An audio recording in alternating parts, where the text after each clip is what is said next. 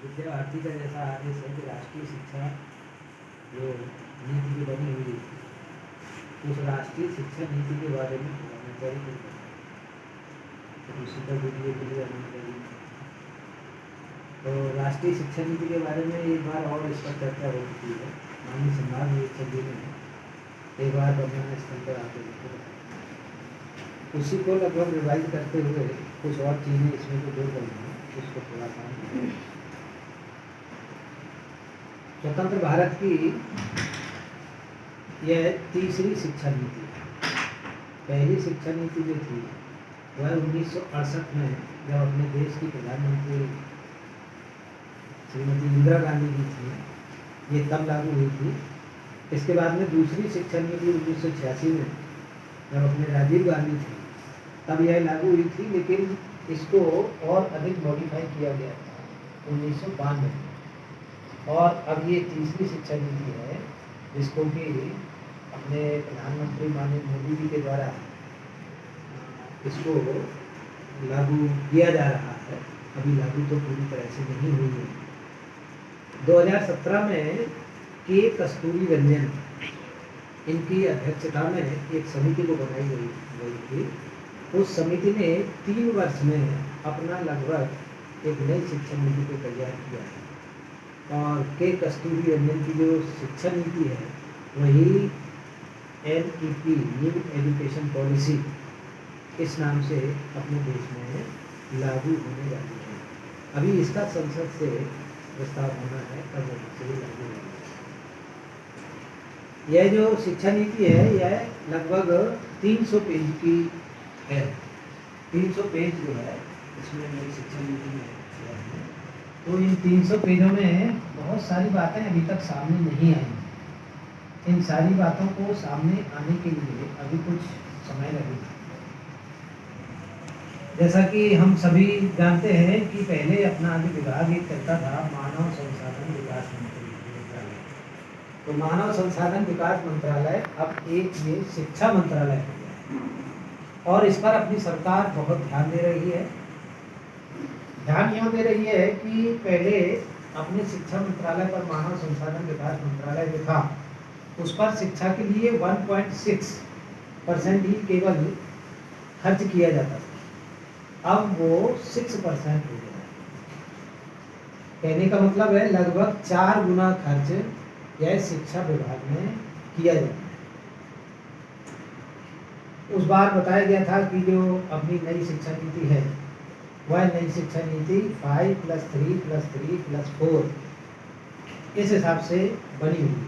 पहले 10+2 था, क्लास 1 से लेकर के 10 तक, और इसके बाद +2 यानी 11th और 12 इस प्रकार की नीति थी।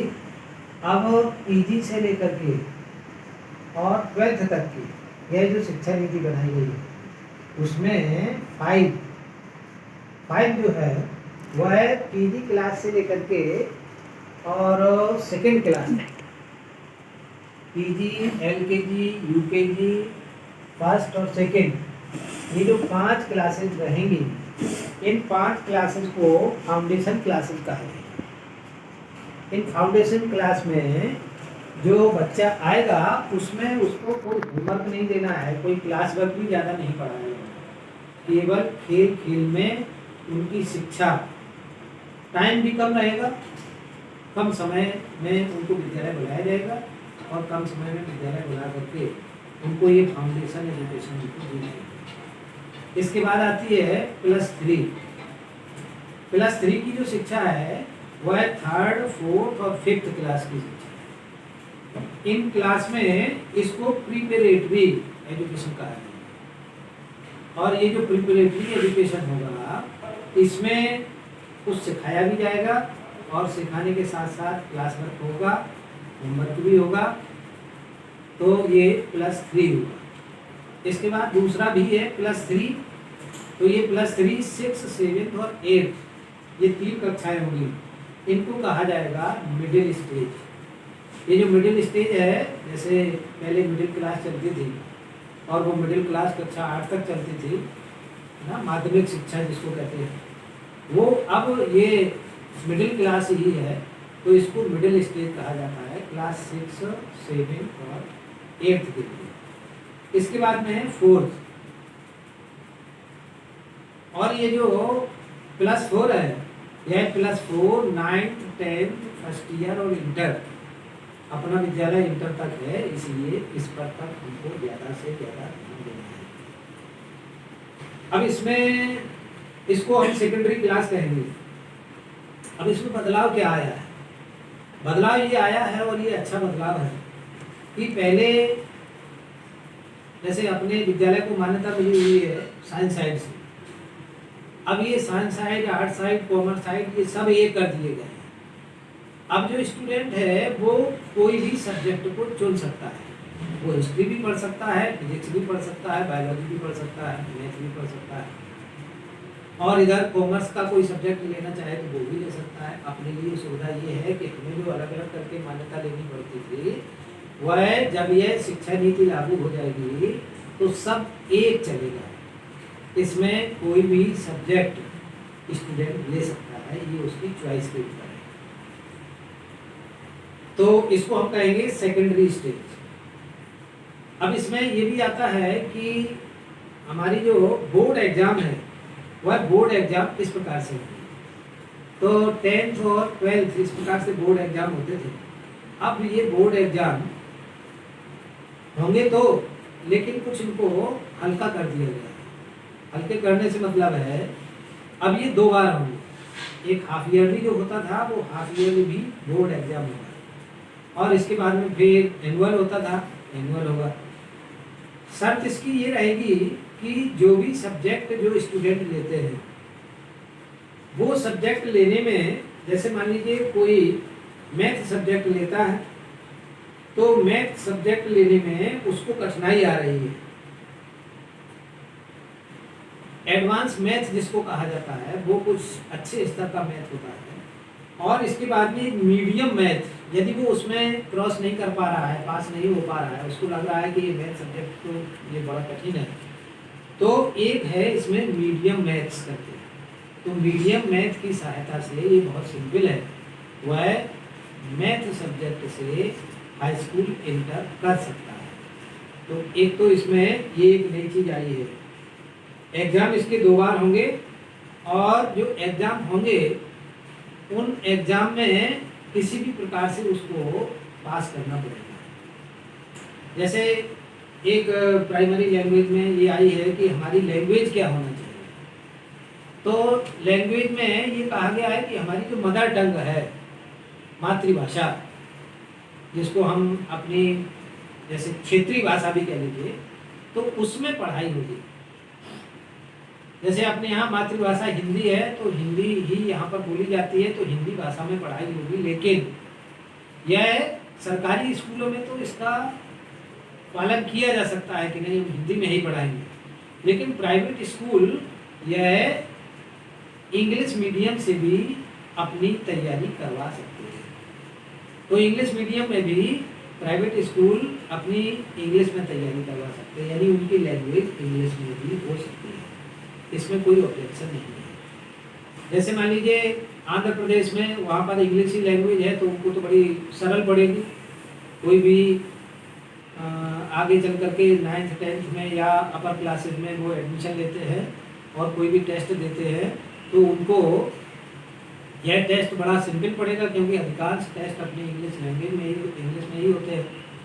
तो उनकी लैंग्वेज के कारण से उनको कुछ सहूलियत हो जाएगी। लेकिन अपने यहाँ जो हिंदी लैंग्वेज है वह हिंदी लैंग्वेज में बालक पढ़े तो पढ़े, ये कोई आवश्यक नहीं है, इसलिए वो इंग्लिश लैंग्वेज में भी अपनी तैयारी कर सकता है, पीजी से लेकर के और हाई स्कूल इंटर तक, जब तक उसको पढ़ना है। तो ये मदर टंग और जो अपनी लोकल लैंग्वेज है उसमें भी अपनी पढ़ाई कर सकते हैं। तो ये अपनी जो 3 वर्ष से लेकर के 18 वर्ष तक जो स्कूल की पढ़ाई है, वह स्कूल की पढ़ाई 3 ईयर्स से लेकर के 18 ईयर्स तक होगी। इसके बाद में अपने यहाँ से जब भैया बहन चले जाते हैं तो फिर आता है कि उनकी जो ग्रेजुएशन की पढ़ाई किस प्रकार से है। तो ग्रेजुएशन की पढ़ाई को भी बड़ा सिंपल कर दिया गया है। इसका वर्ष में 2 बार एग्जाम होगा, जिसको हम कहते हैं कॉमन एंट्रेंस एग्जाम, CEE। यदि वो BSc करता है, BA करता है, तो उसको CEE एग्जाम ये होगा, और CEE एग्जाम को पास करने के बाद ही वह क्या करेगा कि BSc में एडमिशन ले सकता है।